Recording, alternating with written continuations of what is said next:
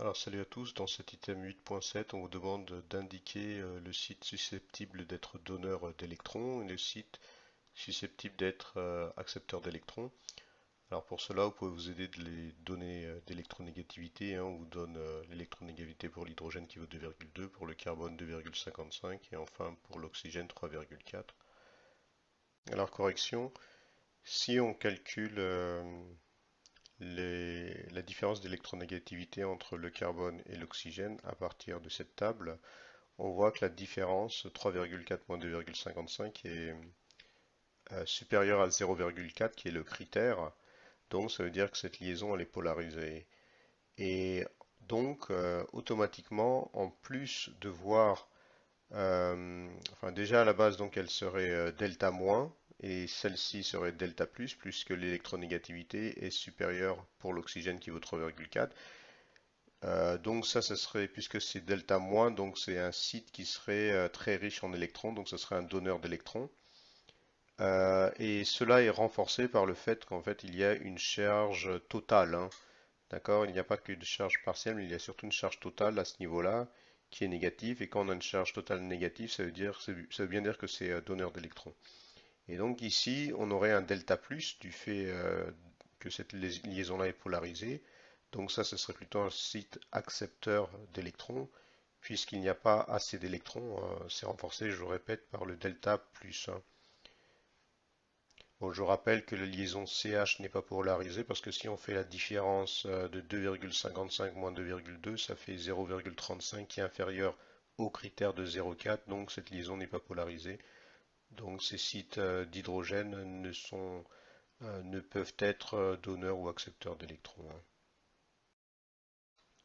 Dans l'item 888, on vous demande une explication du mécanisme avec une seule flèche courbe, c'est-à-dire à partir de, de l'étape du mécanisme qui est à droite, c'est-à-dire l'espèce de réaction chimique.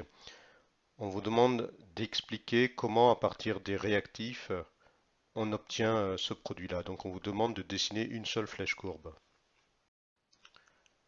Donc on vous demande en fait de représenter une flèche courbe.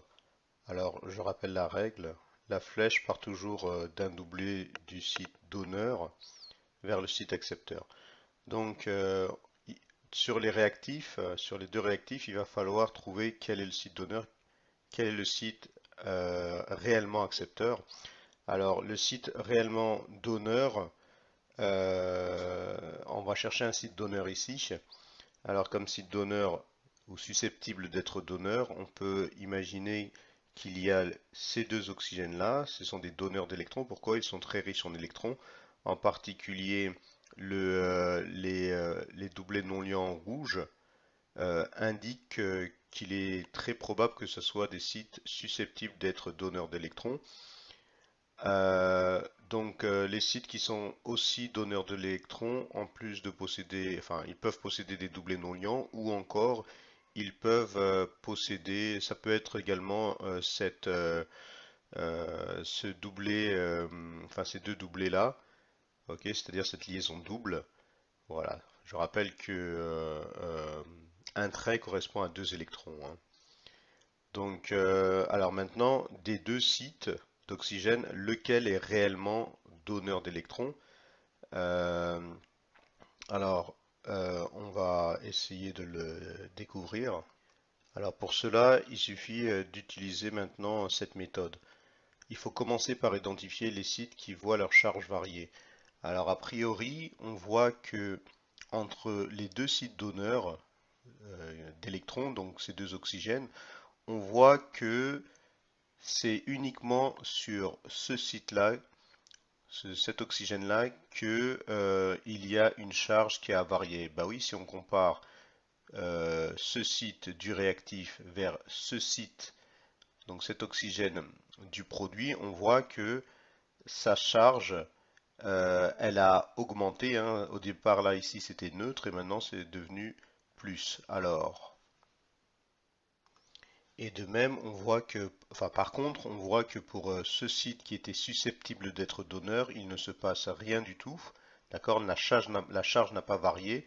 Donc on peut éliminer ce site comme site donneur. Donc le seul site donneur réel, c'est cet atome d'oxygène là. Donc pour indiquer que ce site est un site donneur d'électrons, donc j'ai mis un D ici.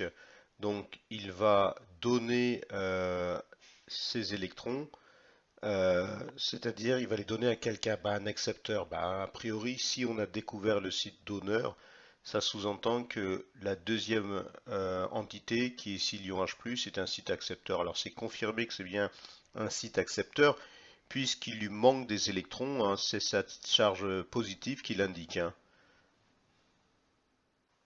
Alors comme je l'ai indiqué ici, du côté des réactifs, si sur un site de l'un des réactifs, la charge augmente, donc on a vu que pour l'oxygène qui était neutre, on a une charge positive, donc sa charge a bien augmenté. Alors ce site a perdu un électron, donc c'est un site donneur, et une flèche va nécessairement partir de là.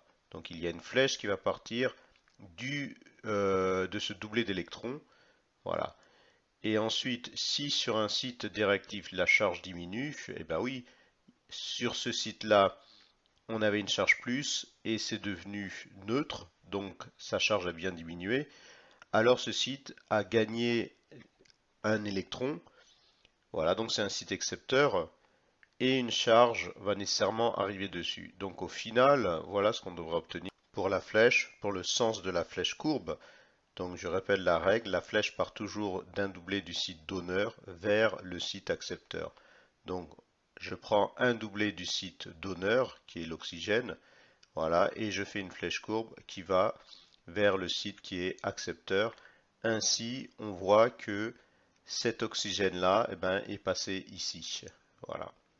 Et donc c'est ainsi que on explique donc cette étape du mécanisme réactionnel. Je répète, ce que vous devez retenir, c'est que la flèche part toujours doublée du site donneur vers un site accepteur. Il faut également connaître cette méthode-là. À bientôt.